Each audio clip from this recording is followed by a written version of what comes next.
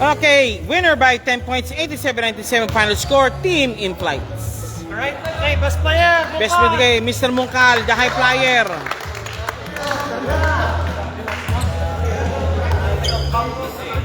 Okay,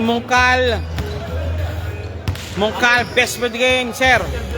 Ano mo na gagawin natin, sir? Teka lang, ha? Pakisot lang, sir. Mahiwagang ano. Oh. Ayan. Okay. Sir Mungkal, congratulations po. Teka, focus natin. Okay, Sir Mungkal, thank you po. And also, congratulations, sir. Mukhang nga talaga fired up kayo. Lahat ng mga tira mo sa gilid, sa gitna, pumapasok talaga. Ay, pinapractice lagi.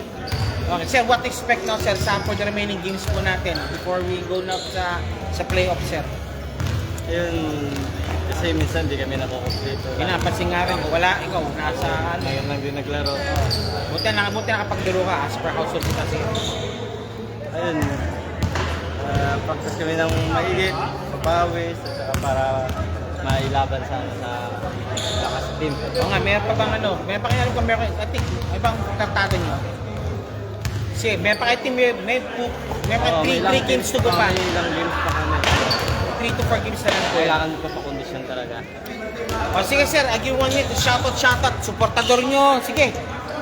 Shoutout Support. dyan sa Aspen Drugstore at saka Okay. mga Ilonggo dyan. O yan. Sa kasama ko pamilya sa Pinas. Okay, hilig nga yun. Okay, sir, yan po si Mr. Mungkal. POG po natin yan, Team In Flights po.